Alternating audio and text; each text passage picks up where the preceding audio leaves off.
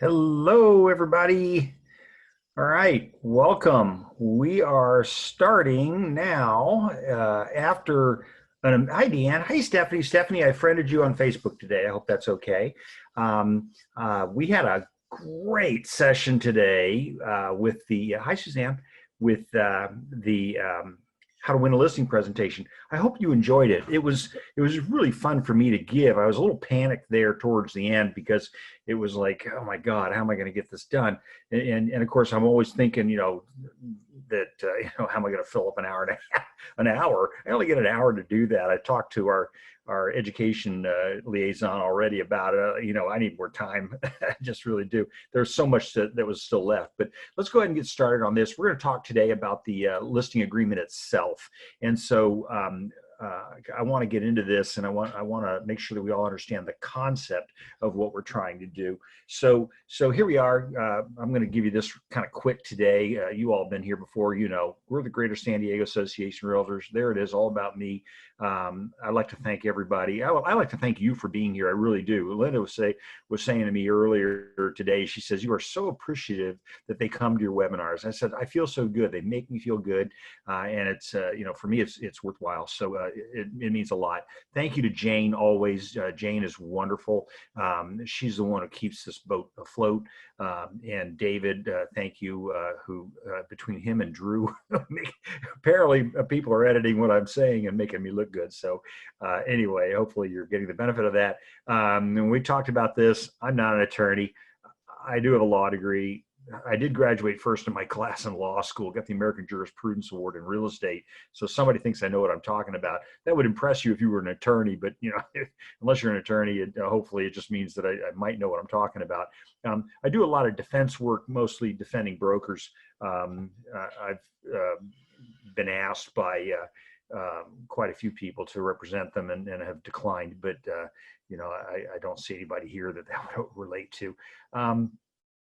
This conversation definitely not intended to be a substitute for that of your broker or for your attorney.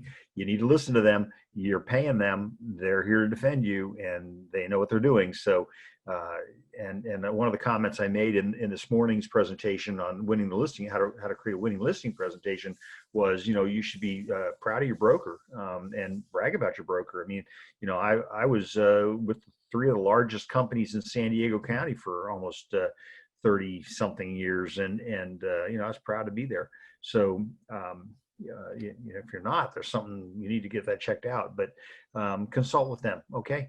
SDAR. So I had this get asked to me a couple of times during the last meeting. So you go to SDAR.com. Up at the top, it says education across the bar. You click the drop down. Webinars is at the bottom. You can look at past webinars. You can look at you can sign up for future webinars. It's just a great resource, and I have to give kudos to the department for actually putting it. It looks a lot better than it did a couple of months ago because I can actually find things now, which is always encouraging. So take a look. But even still, if you can't find it, if you're having troubles with it, I'll send you the link. You just let me know, okay? I want to make sure that you have the benefit of all of this. This is the whole point. If you're experiencing the live version, please interrupt me. Please just ask questions. That would really help me out a lot. I'd like to know that if you got something, it's usually good. Take care of it as soon as I can. Hey, Seraphine, take care of it as soon as I can, rather than letting it fester, as we say. Upcoming, Paragons every Tuesday morning. I'll send this to you too if you want. Wednesday mornings, we're doing, we just did create a winning listing presentation. I don't know, that might have been one of our best ones ever. And then next week, we're going to do how to read a preliminary title report. That'll be fun too. I used to have a big title officer come into my real estate class at UCSD, and he would keep saying, or whatever Kevin Burke says. And I said, just do the presentation, man. Come on. You know what you're talking about.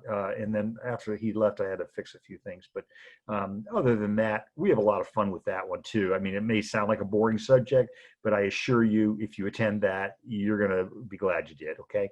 Wednesday afternoons, here we are, residential listing agreement. And when we're done with the listing agreement, we'll launch into the buyer representation agreement. We just finished that one off 2 weeks ago.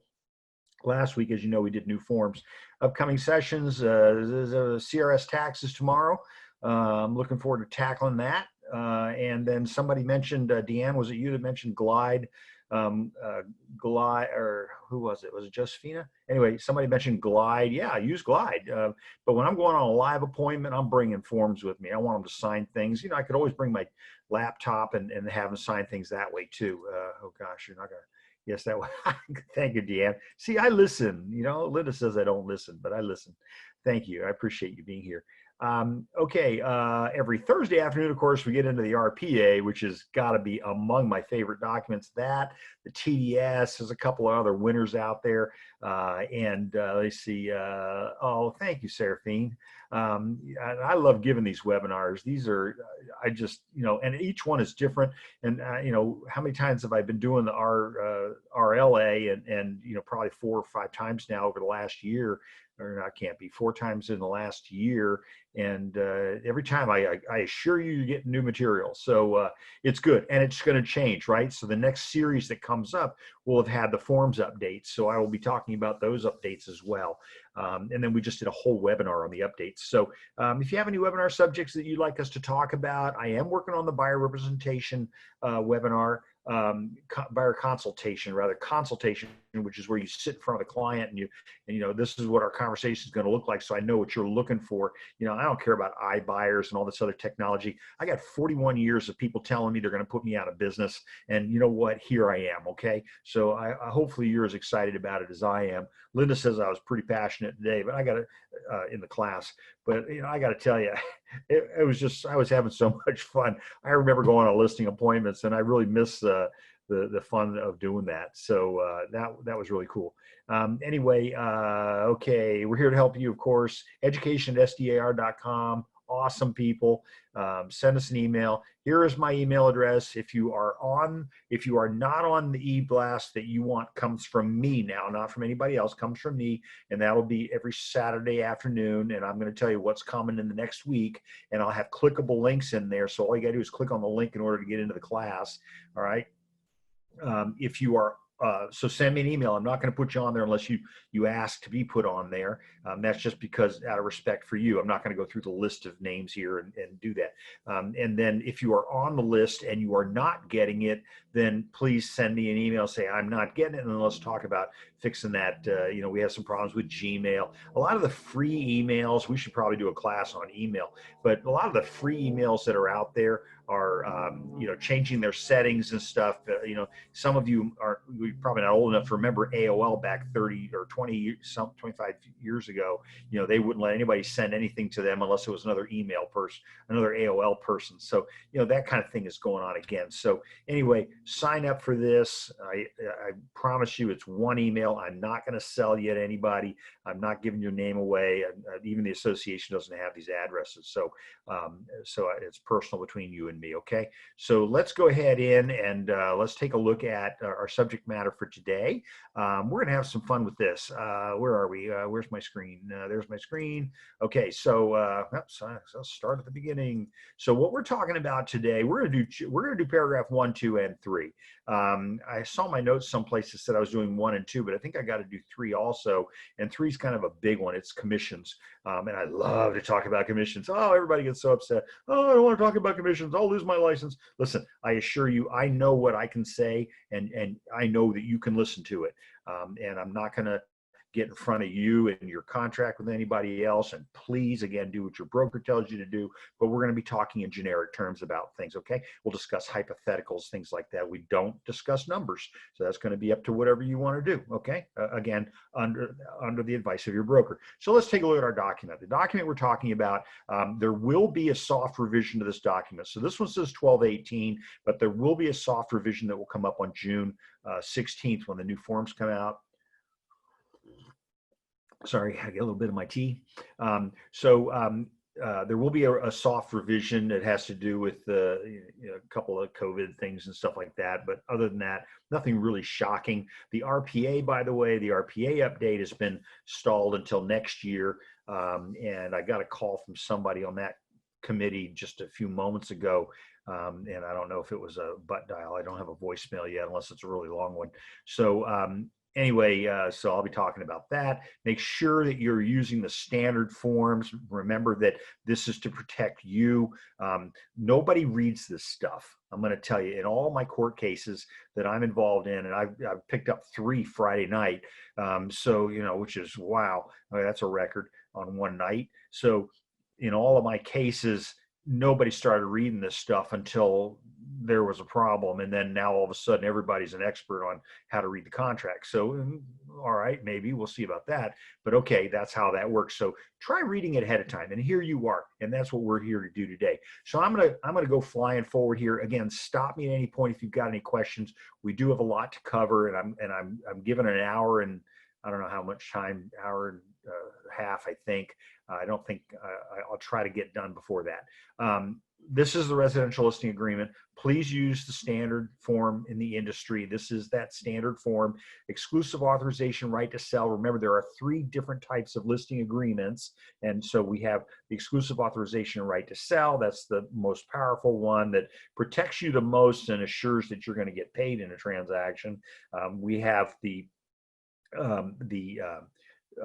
exclusive agency listing agreement. That one says that that's the RLAN. That one says that if the seller is obligated to pay you, the broker, a commission under all circumstances, except where the seller sells the property themselves. So, and then they don't have to pay a commission, okay? But if another broker brings in an offer, got to pay. The only time the seller would be exempt from paying the brokerage commission would be in the event that the seller procured the buyer themselves.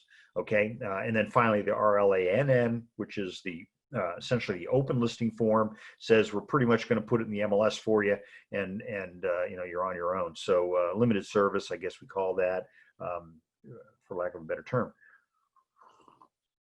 So that being said, let's take a look at something else. Remember, this is an employment agreement. So any commission that you receive can only be had after the client signs an employment agreement. So remember, customer becomes a client when they sign the employment agreement. So on the seller's side of things, we're going to call that the RLA, the residential listing agreement. On the buyer's side of things, we're going to call that the buyer's representation exclusive. Okay, so those are my employment agreements. Under no other circumstances are you entitled to be compensated, and DRE is really clear about that. Okay, all right. So that being said, make sure that you first always disclose agency. So in this form, when you load it from Zip Forms, the very first form you're going to see on any of the contract issues, you're always going to see that AD form, the disclosure regarding real estate agency relationships. Okay, and then on somebody's coming after me. No, okay, all right. Just make sure I was on the right screen. Okay, so and then after that we have so that AD form, by the way, is a statutory form. It's a copy paste right out of the legislature, the California Civil Code 2079. Okay, so you must disclose the concept of agency before committing conduct that constitutes agency. At the time that you take a listing agreement, at this point you only have single agency. So single agency means that you know who's representing the seller, but at this point we don't know if the other broker that comes in with an offer, or if it's someone from your office. The other broker coming in that's not from your office would create a single agency on their side. Okay, and the laws have just changed on that. This isn't going to be an agency class. We could do that an hour and a half. Okay, but if in fact that offer comes in from another agent from within your broker, underneath your broker's license, your broker's ticket, as we say, then that would become dual agency, and the law is really clear that you must disclose that. In a lot of states, if you have that happen, you must get consent from the buyer to allow for dual agency, which is separate from the original agency disclosure. So be thankful in California we don't have that yet. Okay. So a lot of time spent on what we call the header. Okay, so here now, what is my date prepared? So this used to say date over on the right-hand side. It got everybody confused. We need a reference date for the reference to the contract, because this contract is going to link to other contracts. And so my date prepared is going to be important. Please don't post date. Please don't predate. Put in the date that you fill out this document, even if the seller's not going to sign it until tomorrow. Okay, this is not the really important date, but we are going to have three important dates. We're going to have the date we prepare the document. We're going to have the beginning and the ending date of the agreement. Okay, and then we're also going to have the date that everybody signed it and accepted it and acknowledged it. Okay, so those are my three big dates. All right, I told you there's going to be something new. Okay, so let's take a look at my paragraph number 1. In paragraph number 1, I have my exclusive right to sell. Okay, so again, this is exclusive, only you, well, your broker, unless you are the broker. That's what this contract is meant to be. So I've got my seller up here at the top. It's time for me to grab my annotation because you all know I love to annotate things. Okay, so across the top, I've got, this is the first blank is for my seller, hereby employs and grants. This is the employing language, okay? So this is the language that authorizes you to act on behalf of this seller. All right, and that the reason that is so important is because you must have an employing clause, and that clause is what gives you the entitlement to a commission later. So that's why you have to use this. The broker's name, that's going to be your broker's name. If you are the broker, then your name or whatever your DBA is, okay, but you need to put in the name of the broker. And we're not going to put in cute little things that I used to see when I was management. You know, I was, well, I guess I'm still management, but I had management of a much larger group. But our group's a little small now, which is good, nice and clean.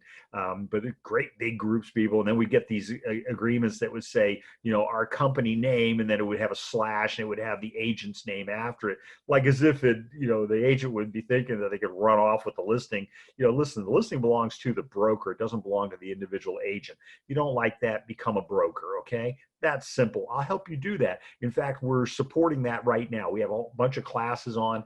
I know that next week I'm supposed to have my license prep class that I do where I help people upgrade to broker. So, you know, stay tuned for information on that. I'll have to ask Jane what we're doing about that. We usually do that one live, and we have a 97% passing rate, so it's pretty good. Okay, so now, then I've got to have a beginning date and an ending date. And by the way, it doesn't have to be the date that you prepared it. The seller, so today is Wednesday, the seller could say, I don't want you to put it in the MLS until Friday. So you might go ahead and put Friday's date. That would be what, 15 May, okay? So my start date can be different than the date of the contract. The seller can sign it today on the 13th, but it won't begin until the 15th of May. Now your risk is this, your contractual relationship with the seller doesn't begin until the 15th of May. You understand? It doesn't begin until then. So that means the seller can sell it themselves before then, and you're out of luck. Okay. All right. So, and then however long it's going to end at midnight, essentially on whatever date, and that's going to be this date in here. So now that's going to be your call. And I need you to talk to your broker about that. In our office, we do all of ours for 6 months. There's just no exception to that. And you know, well, we just never have any problems with it. Everybody always says, oh yeah, 6 months, I'll do it. Okay. I hear some people say 3 months, some people say 1 month, but you could, well, again, your broker has to have a policy regarding this, and that should be in your office policy manual. But remember, the date doesn't have to be a long-term thing. Could it be for like this weekend? You know, you're going to hold a for sale by owner open. You want to protect yourself and a commission if you get one, and maybe you're going to hold it open for. So what would that date would be? What's that? The 16th. So that'd be 16th of May until 17th of May at midnight, right? So I could have that date be just the 2-day weekend. You know, I'm going to be holding the house open for the seller, you know, for the owner of the property. He's a for sale by owner or whatever. Again, check with your broker, make sure this is okay. But what I'm trying to tell you is there's no definition as to how long it has to be or how short it has to be. Okay. But just remember, the date that everybody agrees to is going to be the contract date, and that's going to be the term date that everybody's going to abide by. Everybody good with that? So it can be 1 day. You can do it, use this form. I like this form. You've heard terms like single party show, right? I got a client that wants to buy a house, and the client has identified a for sale by owner that they want to buy, I might actually create this agreement. I can use this one. I can use the single party compensation agreement. This one's a little more powerful, but this one also establishes agency with the seller, whereas the single party compensation agreement says, nah, you can be represented by somebody else, but we're going to be representing the buyer, okay? And that's why I like having buyer representation agreements. Everybody good so far on that? Make sure I don't have any questions popping up. Okay, whoops, do I? No, I'm good. Okay, if you have questions, hit me with it, okay? All right, the exclusive and irrevocable right to sell or exchange the real property, okay? So in other words, once we do this, that's it. And the only way they can cancel this agreement is if your broker allows it to be canceled. So it's an irrevocable right to sell during that period of time. Don't be afraid of that, okay? All right.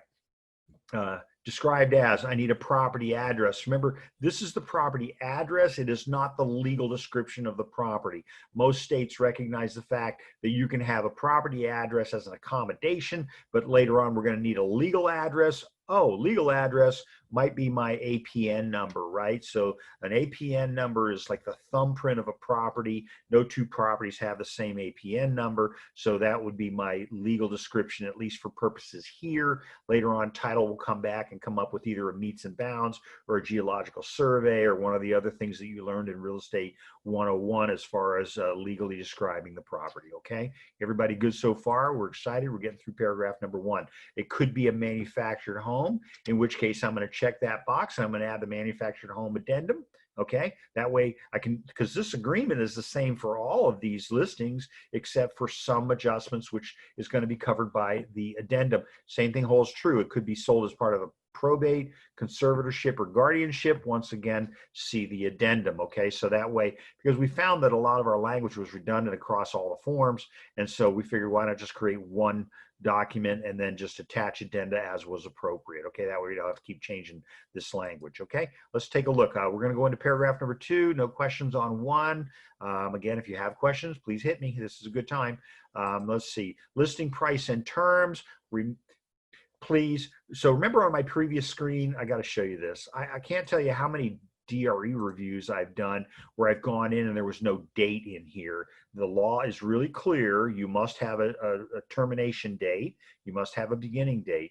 And I've had brokers say, well, we left it blank because we figured we could change it at any time. Just, do whatever we want. No, you can't do that. And besides, if you change it above a signature, you're committing fraud. So that would be against the law. I probably wouldn't do that, but I get that a lot. And some people think that's okay. So it's not okay. All right. Question. Whoa. I have a signed listing with an SELM. Okay, good, Stephanie, good work. Due to some seller repairs, I've had to extend the SELM with modification of terms. Okay, good. All right, make sure you let the MLS know that. So anytime you get an SELM, remember you must submit the listing into the multiple listing service within 48 hours of all of the necessary signatures. And if not, then you must send a copy of the listing agreement along with the signed SELM to rules@sdmls.com. And I would tell you extensions as well. So your listing date is March 31st of 20. So can I cross out original? Okay, good. You added to that. Can I cross out the original listing date and have the seller initial it? Okay. I probably wouldn't do that, but I would probably just do another ETA, extension of time addendum, or create a new form. Remember, you're running up against model rule, NAR model rule 8.0, which took effect on Friday, May the 1st, which is going to be governing those things as well. I can send you the language on that if you want it. And Stephanie, I got to tell you, you're right. There were a lot of very legitimate reasons for why people would not put a property on the market at a seller's request. And in the immortal words of Gov Hutchinson during one of our new laws about 3 years ago, he said, you double-ending the commission is not a defense to why you didn't put it into the MLS. So, and I've got some really bad lawsuits on that. So, so you're right. You could cross it out and then have the seller initial it. Just make sure you send a copy of that into rules@SDMLS. And anytime you're going to send anything there, you can copy me if you want. I mean, they know I told you that. okay? But, you know, obviously I'm going to say, wait a minute, I didn't say that. But obviously, if you copy me, at least they can talk to me too. Or cancel the listing and sign a new one. I don't think you need to do that. You can continue to do extensions, but again, make sure you notify the MLS, and then they will let you know if they have a problem with it. Okay. All right. That'd be the way I would do it. Thank you, Stephanie. Good question, though. Okay. All right. That being said, I'm going to go back over to page 2. Listing price and terms. You must put in a price. None of this, we'll figure it out. No, you must put in a price. So what is the price that you're going to put in there? You're going to put in there whatever the seller tells you to put in there. Hopefully, like with our winning the listing this morning, you know, you would have conferred with the seller appropriately, given them your advice on what to sell it for, what it will sell for. But then it's the seller's decision how much they're going to, you know, want to try marketing it at. I think it's probably in the seller's best interest that they get close to your number, but sometimes, you know, we've had it happen where sellers are just, you know, on medication or something, and here you go, you got the crazy listing. So you know, it just means you're going to be sitting on it for a while. So, but you must put in the price. Okay, so I'm just going to say, for laughs and giggles, I'm going to put $1 million in here. Once I put in $1 million, it will automatically write it out for me after I tab out of this field. It will automatically write it out like a check. Okay, does that for you. Okay, listing terms. So if the seller says, you know, you want to ask the seller, what kind of terms are you willing to accept? I'll take cash, I'll take VA, I'll take FHA, whatever the seller is wanting to do. Or the seller may say, I will carry. I don't like those, but okay. The seller may say, I will carry, in which case you're going to put that in. That's what goes in under listing terms. Now, if you are doing a value range listing, and those are kind of, people just aren't really doing those much anymore. We used to do a lot of them, but you would put in, seller will entertain offers between, you know, X and Y, and then VRM at the end of it. VRM standing for the 876 on your keypad. So 876 would be the last 3 digits of the listing price, and that coincides with VRM for value range marketing. Okay, everybody good? Questions about that? Seeing none, I will go to the next field here. Let's take a look. My favorite subject. Let's talk about the money. Show me the money. This is the part where you get paid. Okay. All right. So now this is an important class. So listen up. Okay. I'm going to have to figure out my T arrangement a little bit better. Compensation to the broker. Remember what I said before, this is an employment agreement. You are not to be paid compensation unless you have an agreement for that, okay? All right, so compensation to the broker in bold print.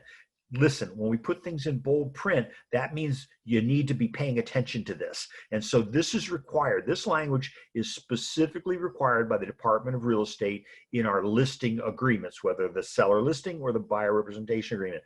Notice the amount, get my annotator going, the amount or rate. Okay, so amount would be a dollar amount, a rate would be a percentage of real estate commissions is not fixed by law. This language is required by law. You've got to put this in there, that commissions are not fixed. All right, and so the minute that somebody tells you that they are customary, ordinary, normal, everybody charges this, nobody will show your property unless you pay, then you're breaking the law. And we want to make sure that everybody understands there is no fixed commission.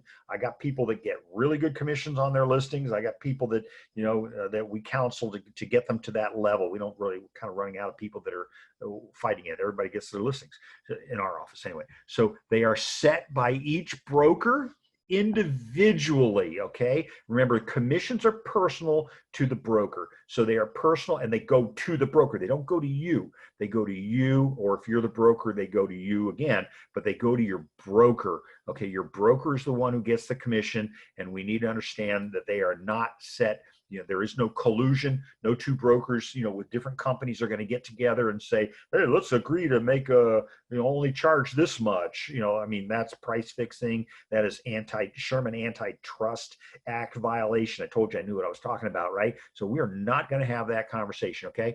And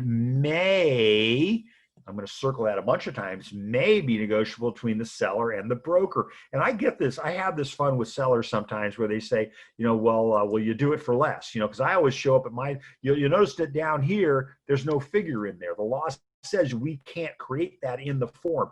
We can't create a figure in the form, let's say 10%. We can't do that on the form. Now when you create your listing, you can. So you can, why? Because it's specific to your broker. So your broker may say, I want all my listings to be taken at 10%. So you can fill this out online and then have the seller sign it. That's okay. But as an estate association, we are preempted from doing that. We're prohibited from creating that, because then that would lead everybody to believe that commissions are not negotiable. Okay. All right. So I say may be negotiable. I have fun with this when I'm with the seller, and the seller will say, will you do it for a little bit less? And I'll go, no, next question. And I'll just move on. And 99.9% of the time it's over, right? And then sometimes they'll come back to it and I'll say, hey, listen, you bring it up again and I'm going to raise the commission. Okay. And then they realize, okay, maybe I better not mess with that. But again, I come to it with a fairly confident level of what I'm doing. But listen, if you're having trouble with that, I'll help you with that, okay? As I said in this morning's class, there's a degree of arrogance. At the same time, you know what? I'm here to help people, but I'm not going to work for free, and I'm not going to play games on money. I'd rather make my money by getting the seller a higher price for the property than buying the listing. So I'm not going to buy the listing. I'm not going to do that. That's just not how I do it. You don't even know what I charge, and that's kind of the whole point here, okay? All right, so real estate commissions. Okay, we're gonna, and this is important. So DRE says we're not going to care what you call it. You can give it any name you want. You can call it an admin fee. You can call it a TC fee, whatever. Any compensation, all compensation and fees that go to the broker, we're going to call it a commission, because now we're going to set a rule on how commissions work. Okay, because we don't care what you call it. We're going to call it a commission, and here are the rules as regarding commissions. That way they don't have to create 35 different rules every time we come up with another name for what we're doing. They're not going to do that. They're going to say, hey, we're not going to play that game. We're just going to go ahead and call it a commission. Any money that you receive is a commission, okay? So, okay, I got some really bad stories for you. I'm not going to tell you those right now. We should probably, maybe in our next lawsuit avoidance class, I'll give you some of the really stupid things I see happening in our industry. If you ever have questions about something, please contact your broker about that. Don't go running blindly into it. And with you here today, I'm not worried about you doing that. It's the ones that are the smart guy, I call him, the guy that just does whatever, guy or gal does whatever they want to do, and then we'll fix it later. No. Okay. All right. So that's paragraph number 3. Now, so again, bold print. That means you need to read it. They need to read it. Okay. When I'm doing my listing appointment, and I didn't get a chance to say this today, I'll do it next month. But when I do my listing appointment, I go through and I say, here's paragraph number 3. Here's how much I charge. I don't do anything in here. I don't do anything in here. Okay. So, and then I just start going, and I remember I'm always giving them a copy. The law says, DRE says I must give them a copy of anything they sign within 24 hours. That's a recent revision to the rule. It used to say at the time they sign it. Now it says we can get it back to them within 24 hours. If they're signing it electronically, they're going to get it right away, right? Okay. Question, how do you deal with clients that compare your rates to other brokerage firms? You notice how I said other brokerage firms. Okay. Hey, you know what? I don't need to compare with that. If somebody compares me with somebody else, I don't know. I think I'm pretty incomparable, right? I don't know. I don't worry about that. Some people will try to compete with me on pricing, by offering a lower commission than I charge, all right, in mine, but, I'm going to compete with service. So that's my statement. That's what I always say. I'm just going to compete with service. I don't care about pricing, and they can make the decision to go on with somebody else. They never do, folks. They never do. They always stay with me, and that's because obviously I'm pretty confident about my presentation. Again, any of you want to work with me offline on that, I'll do that. I'll help you. Again, you've got a broker, you need to be talking to your broker, but I'm happy to help you in any way that I can. Okay, so let's take a look at paragraph number A. Another question. Okay, hang on a second. Regarding 3A, let me see here. I'm trying to blank out previous question. So regarding 3A, and I usually put see additional terms. I then describe what I am paying for. Professional photos. Okay, you can charge those things. Remember, you may not collect an advance fee, so you may not charge up front for it. That's against the law.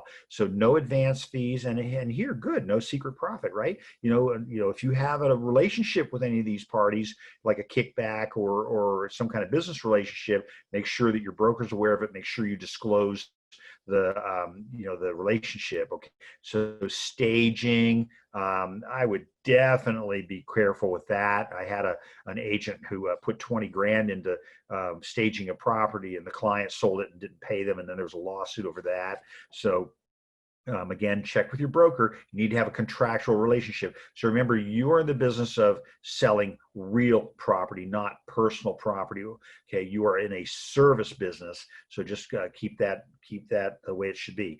All right. Any company required fees. If your company requires a fee, I'm sure they've contacted an attorney about that. They've got the language written up. Make sure you use the appropriate form from your company for that. Affiliated business disclosure, whatever. This helps me support whatever commissions I'm getting. Any issues with that type of language? That is a huge, really good legal question. So I'm not going to get into that. There are things I am paying for, not asking the client to pay for. Again, if you're going to collect a fee, remember, you may not collect it up front, because then again, that's an advance fee, and that's against the law. And you can go to the DRE website; it'll tell you right there. Advance fees are against the law. So, but you can put it into the listing agreement. Again, check with your broker about the language and about any kind of contract that you're going to have about that. Don't just go freewheeling it. Okay. Okay. All right. So seller agrees to pay for compensation irrespective of agency relationships. Why do we say that? We say that because we don't know at this point. We're taking the listing. We don't know if it's single agency or if it's going to become dual agency. So regardless of that relationship, we want the seller to say, I'm going to pay you anyway. Okay. So either a percentage of sales price, whatever that number is, or okay, so sales price of the listing price, or if a purchase agreement is entered into. So of a listing price means the seller did something to defeat the ability to sell the property. So now seller may end up obligated to pay a commission based on the listing price, versus if a purchase agreement is entered into of the purchase price. Do you follow me there? So if the seller, we're going to see in a minute, if the seller does anything to restrict the right or inhibit the ability of the agent to sell the property, they may end up paying a commission on the entire amount, the listing price. So okay, so or if a purchase agreement is entered into of the purchase price, so not of the listed price, but of the purchase price, or so over here I have a percentage, over here I have a amount, right? So you could put in here, you could put $10,000. Okay, again, check with your broker, because this is important. Your broker may say, hey, that's not worth it to us. Remember, you have liability. You have fees that the seller is never going to know, all right? And you have expenses that the seller is never going to know. So make sure you check with your broker before you decide what you're going to be charging people. And I had an agent in one of the companies that I was managing who was telling the seller that, hey, you can get out of the agreement for any reason, just call me and I'll let you out of the agreement. And it's like, you know what, that just became an illusory contract. And so now unenforceable, we need lawyers, and it's not going to be worth it, even though that property ultimately sold for $750,000, I think it was. And when we found out what the agent was doing, the agent said, how'd you think I was getting all those listings? I'm like, I don't know that that's really why would you tell a seller something that's inconsistent with what they just signed? Okay. So let's be careful about that. Let's take a look. And so we used to put in and we put in the transaction coordinator fee or something like that. So the law says you have to spell it out. You can't say TC. The law says you have to put in the dollar amount of the fee, all that stuff. So you might want to be thinking about creating an addendum. Again, have your broker check it over, but creating an addendum that says, here's the breakdown for that. So for example, if you're going to start charging a staging fee, then, I always want language of any fee you expect to collect has got to be in paragraph number 3. Everybody got that? Anytime you're going to collect money, it's got to be in paragraph number 3. DRE commissioner says we want anything you collect to be close to this language right here. Okay, really close to it. Not at the end of the form, not on another piece of paper. So make sure that any money you collect. So you might have, see addendum, in which case, you're going to refer them to an addendum that either your attorney has drafted or your broker has drafted, okay, to collect those monies, okay? All right. If during the listing period, and this is what I was referencing a minute ago. Oh, by the way, that thing about the TC fee, it was interesting that the deputy commissioner made a comment in a meeting with me in October of 18, in October of 17, where she said that we think that the TC fee is a junk fee or a garbage fee, and we think that's what you should be collecting, in your commission, not adding it as an additional fee. Okay, what would be the best way to ask the seller to pay for the fee? If you're going to ask the seller to pay for any fee, it must be here. Okay, so again, talk to your broker, talk to your attorney, but any fee you collect, the DRE says very clearly, we want it to be right near this line. Excuse me while I'm aspirating here. All right. So I personally believe we had to change our logic in our company because we actually had it in the listing agreement that the seller would pay the fee. And full disclosure, how much it was, written out, the whole thing, what services that we provided, all that stuff. And ultimately, when I got that comment, it had anything to do with us. It was, just generally. And I went, we took it out of all of our listing agreements. I'm not going to play that game. We just collect the fee that we're going to collect rather than adding on. And the TC fee thing came around in the early 90s, 1993, 1994. It was a reaction to the commissions going up that the brokerages were paying, the percentage of commissions that brokerages were paying, but they also wanted to make sure they still got their paperwork. And so since real estate agents are not notoriously good with that, they started hiring people to do the paperwork part of things. And again, that's a whole nother class. So be careful what you have your TC doing. They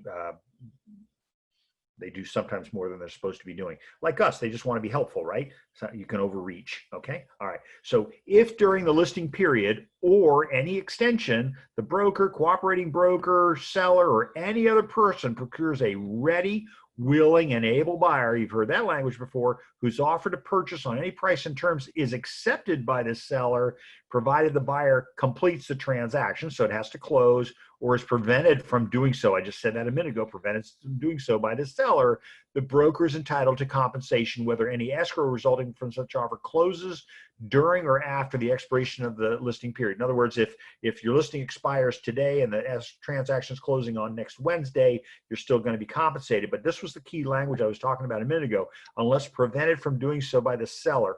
And there's a lot of ways that the seller can prevent the transaction from going through, and we're going to discuss a couple of those here in a minute, okay? All right, so paragraph number 3A2 is what you remember when you took the real estate exam. It's called the safety clause or the protection clause. That was the answer on the state exam, okay? If within how many days? 30, 60, we do 90. I don't think you can get 180 out of it. You're going to want to put something in that would be enforceable. At the same time, you want it to be logical. If your listing agreement is for 6 months, probably 90 days. Okay, but again, put in whatever number you're instructed to do, and that too is a negotiable item. Obviously, it's an open-ended thing. So if within however many, I'm going to put in 90 just for argument. So after the end of the listing period or any extension, or after any cancellation of this agreement, unless we've agreed in writing somewhere else, seller enters into a contract to sell or otherwise transfer the property to anyone or that person's related entity, husband, wife, okay, who physically entered and was shown the property. That's the key language. Physically entered and was shown the property, okay, during the listing period or any extension, or for whom the broker or any cooperating broker submitted an offer, a written offer, okay? So we're going to get paid if we physically introduced them to the property, okay? So not you sent them a list of you know, the buyer, you know, was sent a list of all the properties that you showed them. That's not it. Or that the seller, you know, hey, I sent all these buyers this list, so now if they buy the property, you owe me a commission. No, that's not how it works. You have to physically introduce them to the property, which means another broker can do that. But now you got to get the other brokers' cooperation in giving you the names of the buyers, because, you know, at the time that they're showing it, you're probably not writing that down. You're probably not thinking that's a big deal, but it becomes a really big deal when you're looking at $60,000 going out the window. Okay. All right. So you're going to want to get that list. Seller, however, okay, shall have no obligation to the broker unless not later than the end of the listing period or any extension or cancellation, the broker has given the seller written notice of the names of those prospective buyers. All right. So, so again, the old contract said you had to give it to them within 3 or more days after the cancellation. This new agreement, which we've had in place for about 2 years now, says that you have to give it to them prior to the cancellation, prior to the expiration of the listing. Okay, so that's important. So we have a form, notice of prospective purchasers, and as I said a second ago, you may want to be, you know, stay on good terms with the agents that showed the property and get the names of those people, because remember, it says the name of the purchaser, it doesn't say the name of the other agent. Okay, and that's why we have that form. All right. Okay, let's take a look at the last paragraph, and we covered a little bit of this already too.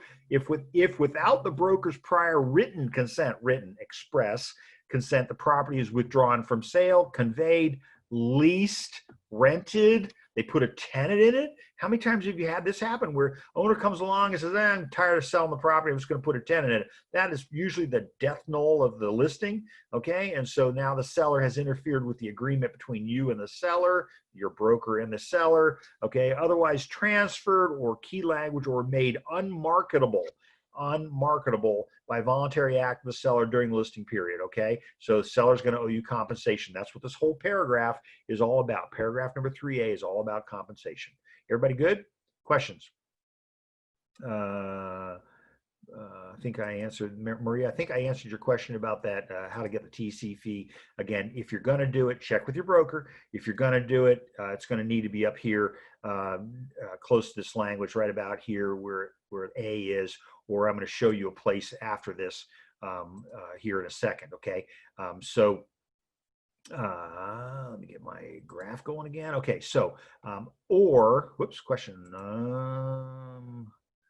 Jane, when a buyer's agent is requesting to show your listing, should you ask for the agent's client's names? You could. You could. We're not anticipating a problem, but you know what, Jane, you're right. It may be that, you know, you're going to get that usually. You know, you're going to usually get the, what we call that, the vibe, right? The vibe from the seller that there's a problem, and so you know, and in some cases, I'm going to be trying to protect myself. Frankly, I had it happen a couple of years ago, and I have to give credit to the agent. The agent was a broker associate with a company that I had been with at one point, and so here my listing was expiring. The seller relisted it with somebody else. That is a rare occasion, right? But it was just a problem property, and anyway, this other agent comes along, lists the property. 3 days later, an agent from his company, my old company, brings in an offer. He turns around and he says it belongs to Kevin. I was so impressed with this guy. I won't tell you his name. First name is Bob. What a neat guy. I just thought, wow, that really saved everybody a lot of heartache, right? You know, be honorable about things. I thought it was an incredibly honorable thing to do. And I ultimately closed the transaction and got paid for it. It was a buyer I created during the transaction, but literally the other agent brought in the offer, and it worked out all well. So anyway, thank you, and kudos. We have some really good agents out there, and you know, all we hear about are the bad ones, right? God knows I do. So, you know, thank you. I really have to thank you. So now I'm back to or without the broker's prior, again, whoops, I'm sorry, that we already covered that one. We covered 3. So let's talk about B. We're going to get into B, if completion of the sale is prevented by a party to the transaction other than the seller. So what happens? You like the way they pin this on? They're closing the loop on this. So if it's prevented from closing by someone other than the seller, then what do we do? Then compensation, which otherwise would have been earned under 3A, okay, this compensation up here, which we've mislabeled, all right, shall be payable only if and when the seller collects damages by suit, arbitration, settlement, or otherwise, arbitrator's award, whatever, okay? So if the seller collects money, then we're entitled to a piece of the action, okay? And then only in an amount equal to the lesser of 1/2 of the damages recovered, or the above compensation after first deducting title and escrow fees, which you know there rarely ever are any, and the expenses of collection, if any, okay? So we would still be entitled to compensation, but it would obviously be probably the amount of our commission, okay? So again, that's going to be up to your broker. Remember, the commission belongs to the broker. It doesn't belong to you. So it would be up to the broker to chase the commission. You know, I've seen it happen, and I agree. It should happen. Okay. All right. Especially if, you know, somebody, you know, we just had it happen recently where the buyer said, you know, I'm not going to buy the house. They'd removed all their contingencies. I mean, they were ready to close, and then they just chose not to buy the house. And so, you know, now the seller's going to have to go after them for compensation, and we're going to be entitled to a piece of the action. And so remember your deposits. Remember, when you do a real estate transaction, make sure you get a deposit sufficient enough to make it worthwhile for everybody to do the chasing. Okay. All right. In addition, seller agrees to pay the broker whatever other money. So you might put in your other fees. Again, I would say that I don't know that we give you enough room to really explain what the DRE is going to be looking for. I think you need to be creating an addendum or something along that line. Okay. Thank you, Maria. Forgot to hit send. This is a TC question. Is it bad to have sellers pay for TC fee? I don't know if I would say it's bad to have them pay for it. I just know that the DRE's position, at least Veronica Kilpatrick's position, is that we think that's a fee that you should be absorbing in your commission. So, you know, collect a higher commission, cover the fee. All right. It's all a function of price anyway, right? So, you know, at the end of the day, I have such a good time talking, like this morning's class.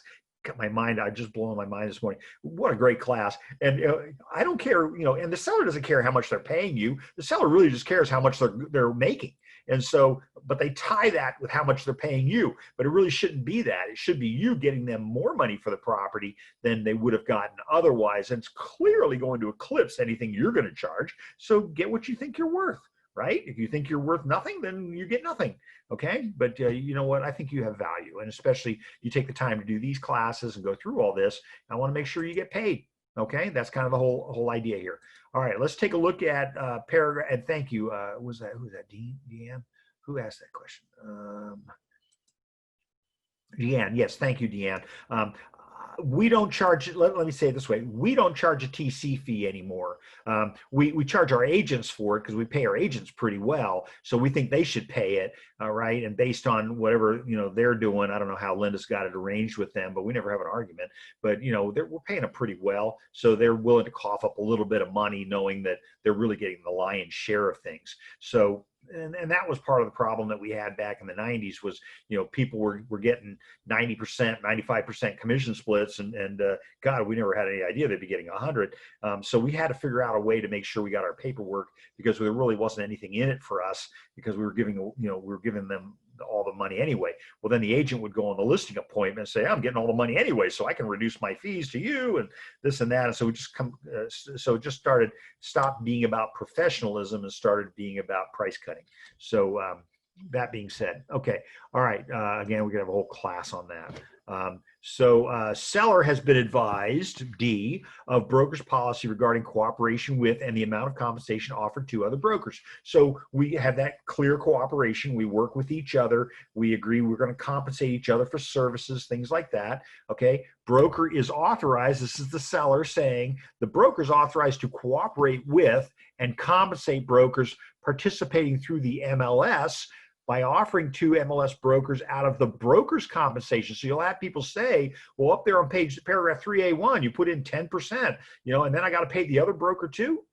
No, this says, no, you don't have to pay the other broker too. It's going to come out of my money. Okay. So compensation specified in 3A, either just like up above, either a percentage or an amount. Okay. So either a rate or an amount. All right. Everybody good? So in other words, we need to make it very clear to the seller that we're going to compensate the other broker, and that's what paragraph number 3D does. Paragraph 3D2 says brokers authorized to cooperate with and compensate brokers operating outside the MLS as per broker's policy. I love that language, because here's what that says. So, if you are not a subscriber to the MLS where the property is, then I don't have to pay you. And that's a fascinating concept. So let's say you're coming down here from Yavapai County, you're a member of the MLS up there, but you're not a member of the MLS at SDMLS. I don't have to pay you. Okay, you have to be a subscriber to this MLS unless we've got a reciprocal agreement or a cooperating agreement. So my advice is, if you are writing an offer on a property that is not in your MLS, make sure you send over that CBC form up front so that you get very clearly that you're going to get the compensation that you would otherwise not be entitled to. So that's what that's all about. CBC, Cooperating Broker Compensation Agreement. Okay. All right. If you have questions about that, hit me offline and I'll say, yeah, here's the form. Okay. All right. Paragraph number 3E, seller hereby irrevocably, I love that word, it's mispronounced, irrevocably assigns to broker the above compensation. Isn't that great? I know I'm going to get it. From the seller's funds and proceeds in escrow. So the seller is agreeing to pay me. Broker may submit this agreement as instructions to compensate the broker pursuant to paragraph 3A to any escrow regarding the property involving seller and a buyer, prospective buyer, or other transferee. So in other words, the seller is authorizing us to give a copy of this over to the escrow holder. Okay, everybody good? I cannot believe we're getting through this whole paragraph. This is, y'all, questions. I want to make sure, am I missing anything? No, good, you're all good. Okay, so if you have questions, please ask me, all right? Listen, the time to ask is now, right? So like when we're doing any class, what a great time. You have somebody able to answer things.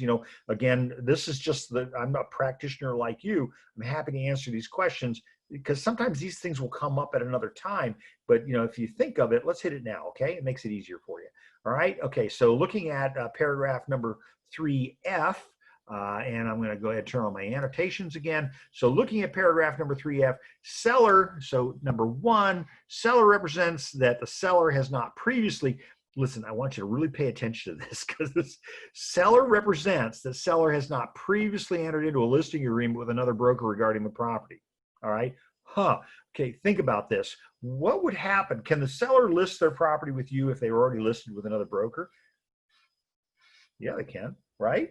But listen, you're here that you need to protect the seller, don't you? So you need to protect the seller by asking this question. Have you entered into another listing agreement with another broker? Because guess what happens? If a buyer comes in and buys this property, the seller could be obligated to pay 3 commissions, right? So commission to the buyer's agent, okay, and a commission to me, and a commission to the other agent that they've signed a listing agreement with. So we want to discourage sellers from signing listing agreements with more than one broker at a time.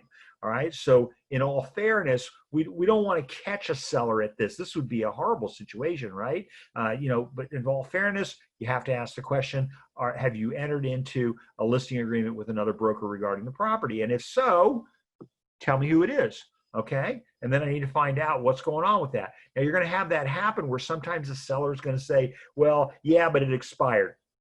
Oh, really? Okay, not a problem. Can you send me, it was never in the MLS. I don't have any proof of any kind. Can you send me a copy of the listing, page 1, just so I know, when it expired? And the seller says, I don't have a copy. And, they didn't give me a copy. That's always the excuse, right? Okay, well, if you don't have a copy, then I need to make sure that you are not going to be obligated to pay a commission to more than one broker. So I'm doing that to protect the seller. Okay, so, I'm surprised how many times the seller's response to that is, I didn't get a copy of it. And it's like, I'm going to tell you, most times they did get a copy of it. They just don't remember where they put it. But at the end of the day, I need to be, sensitive to the fact that we don't want the seller to be obligated to pay commissions. Okay. All right. So, okay. So let's take a look at, and again, I need to know who that is so I can go track them down. And I've done that before. I've had to do it. So F2, seller warrants that seller has no obligation to pay compensation to any other broker regarding the property unless the property is transferred to any of the following individuals or entities. So you might think of that as a first right of refusal. You might think of that as somebody else has, if you bring in an offer that somebody else can, is already under contract with the seller to be able to beat it, okay, come up with a higher figure. I was going to say trumpet, but I guess that wouldn't be politically appropriate, right? Okay, so but we need to know, have you made a promise to anybody else that they can buy this property?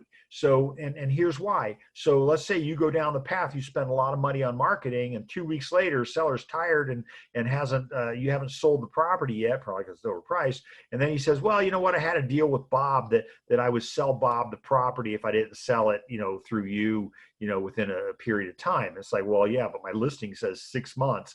And so, no, I need to know now at the time of the listing agreement if you've got an understanding with anybody else as to the fact that they are going to be buying the property. Let me know who those exclusions are, okay? And remember, if the seller has exclusions, be sure you put that in the MLS when you enter this in the listing to say, when you do it, so you're going to do the listing agreement with exceptions, with exclusions, okay? Because you want to make sure you cover yourself in case another broker brings in an offer and then all of a sudden Bob shows up and says, hey, I'm exercising my right to buy the property. You said you would sell it to me. I have a contract. Here it is. And so, surprisingly, a lot of times we'll get somebody say, well, I don't remember doing that. Okay, good. Then Bob's going to need to provide something in writing. Otherwise, we're going to lawyer up.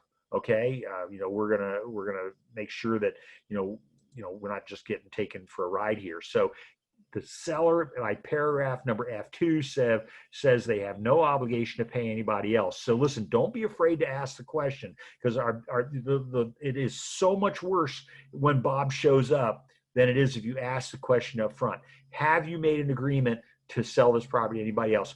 99% of the real estate contracts that I see, the listing agreements, the agent just shines this on, doesn't, initial here, initial here, initial here. I already caved on my commission. So, you're going to get what you get. And I'm angry at you and the world, but I have a lot of listings. No, you need to spend your time with the seller. So when I'm doing this with you, I am clearly, you've got what, 20 of these sessions. You don't have that kind of time. You don't have that much time to spend with the seller to go to the detail I'm going through. But when I get to F, these are important topics. Number one, are you under contract with another broker? Number two, are you under contract to sell to another party? Okay. And then finally, number three, if the property is sold to anyone listed above during the time seller is obligated to compensate another broker, then this broker, you, is not entitled to compensation under this agreement. And broker, the flip side of that coin, is not obligated to represent the seller in such transactions. So you see what I'm saying? If the seller has made a deal to sell it to someone else, okay, so is sold to anyone listed above during the time, compensation to another broker, you're not obligated to represent the seller. And that's what you want to avoid as well. Most of us are fearful of that conversation about commissions, but really the issue is establishing an agency relationship. And remember, you can only establish an agency relationship by contract. You don't want to have quasi-agency. You don't want to have ostensible agency. You don't want to have that kind of agency that says, well, I did not disclose in writing the concept of agency to the seller, but now everybody else thinks I am their agent because of things that I am doing or things that the seller is doing. License loser. Okay, LL. In all of my classes for 15 years teaching at 3 different colleges, I always had that saying, LL, license loser. You must disclose agency, you must disclose the concept in writing, and you must, and again, even Veronica says, you don't have to get it signed, but you're going to need something to defend the fact that you made the disclosure. So you really need to get that signed by the seller in this case, okay? they're going to take your license. I know they're going to take your commission. So, that's a for sure. So I saw that happen not that long ago, where the broker, the TC discovered, the transaction coordinator discovered, the day before closing, that there was no agency disclosure signed by the parties. It's really hard to avoid it, right? It's part of the form. Okay. And guess what? Then they brought it in. The commissioner came in and said, hey, you know what? Too late. Should have been done before you signed the listing agreement. Okay. All right. So anyway, kudos to the TC. It could have been worse perhaps if it closed, but folks, very clearly, this is Danger City. And when I say LL, license loser, agency disclosure is going to get you every time. Okay. That's one of the easiest things. Okay. Don't worry about lawsuits and all that other kind of stuff. Just worry about doing your job right. Remember what we said this morning? Do your job right the first time. And again, I'm preaching to the choir. You're all wonderful. You're here. And I'm proud of you for one thing. And I'm honored by the fact that you're here. I want to make sure that you're okay. All right. Any questions about any of that? I think some, along the way there, we got a little complicated on a couple of things. But I think we kind of beat it up. Questions from anybody? Now that I've broken the program so I can't see anything. Oh, there we go. I'm back. Okay. Questions? No questions? All right. Okay. This is your chance. Ask the master. Oh, thank you. Somebody, you're good. We have a question. Okay. And not today. Thank you, James. And James, thanks for being here, buddy. I mean, you're here a lot. For anyone who sent me this morning, those of you that were in this morning's class, and there were a lot of people in this morning's class, I probably have about 30 emails to respond to. I'm going to try to get those all done tonight because I want to give you my templates. I want to give you my notes from class and all that. So please be patient with me. I'm going to try to get that back to you tonight. So seeing no other questions at this point, going once, going twice. I want to thank you all for being here. I so respect your time.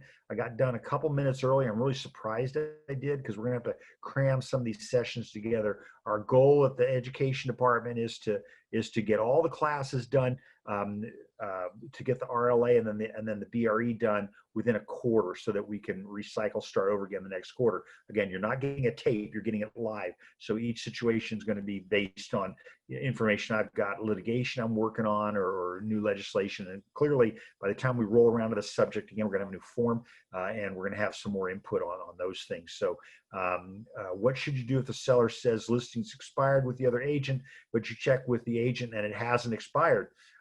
Well, then again, I would probably get, Deanne, that's a good question. So you check with the other broker and the other agent. Let's call it the agent because we're going to assume it's not the broker for the company. If the other agent says it's not expired, then you're going to say, well, how come this guy's contacting me? Remember, it is against the code of ethics for you to solicit the listing of another agent. It is not against the code of ethics for the seller to solicit you. Okay. But again, you want to be careful that you don't enter into a double contract. So you need to say, okay, fine. Would you mind sending me page 1? If they refuse to do that, the code of ethics says we got to take them at their word. At that point, I'd probably have your broker contact their broker because, you've got a listing. And I had this happen at a brokerage that I was counseling last year, who said, I'm being told that by the agent that there's still a listing agreement, and then broker to broker, they managed to work that out. Okay. But definitely if the seller tells you there isn't one, then I would say, go ahead and take the listing. I would get it listed. When I say take the listing, as opposed to putting it in the MLS. So, at that point, you're probably going to have, and I would definitely take the listing, but you're probably going to have a note sent to the other broker saying that, your broker sends it, not you. Brokers talk to brokers differently than they do to real people. So we want to make sure that let them have that conversation. Okay. And that's to protect you. But listen, the seller says, I want you to sell my house. Take the listing. That doesn't mean put it in the MLS yet, because if there's going to be an exclusion or something, you need to know about that. Okay. All right. So there's 2 different things there. All right. Question: is there a tool for agents to keep track of buyer's agent showing your listing? Yeah, it's called central lock. Thank you, Jane. That's a great question, and probably the easiest thing to answer, right? There's a couple of ways you can do it. One of them is if they have to call you, then you can always write it down, okay? You can always keep it on a spreadsheet. And again, that's the agents, not the buyers themselves, okay? You'd have to separately go get the buyer's names from the agents, okay? But if you've got a central lock, then every time they use their lockbox key, it records their access to the box, and you can get that in a spreadsheet from central lock. All right. In the old days, we'd have to call the MLS and have them look it up. But now today, you can read it yourself. You can see everybody that showed it. It's going to tell you who they're with. It's going to tell you what their phone number is, what their brokerage affiliation is. It's going to tell you all that stuff. So yeah, we do have that tool as well.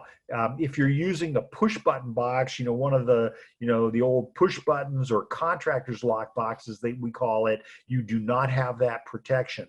So again, the standard of practice is for you to use the lockbox that's local to your area. So if you are an agent taking a listing in Temecula, your license says California, but the standard up there is going to be the Supra lockbox, not the Central lockbox.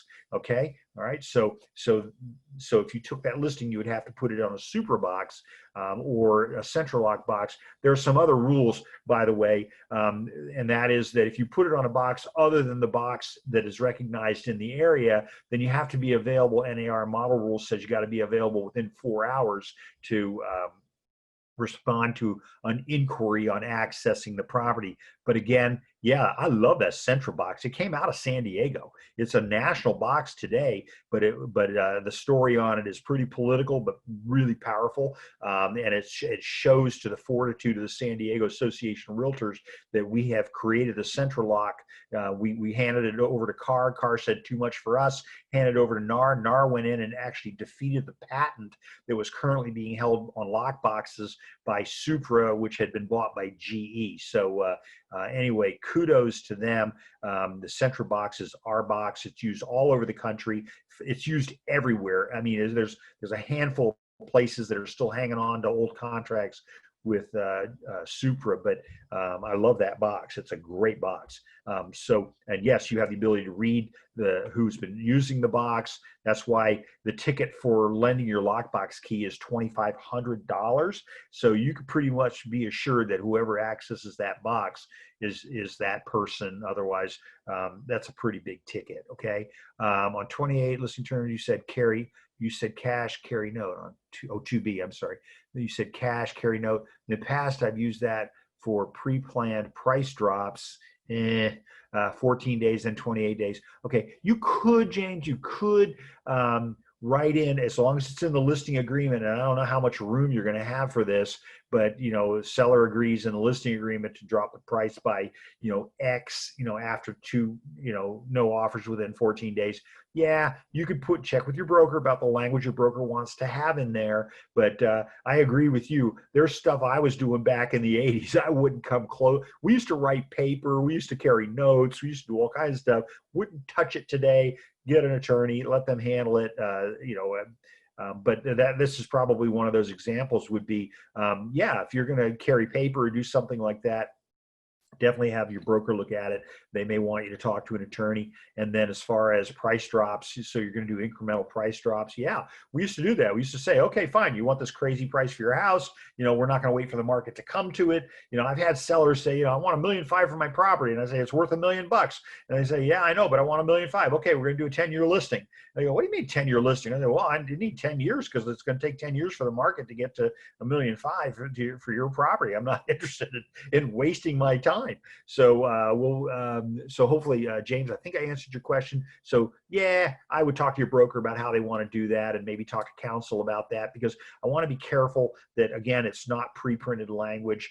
I would personally probably do it in a modification of terms, just do it as a price reduction. That's probably what I would do. but that's just me. Will we get in trouble for using combo boxes versus yes, you will.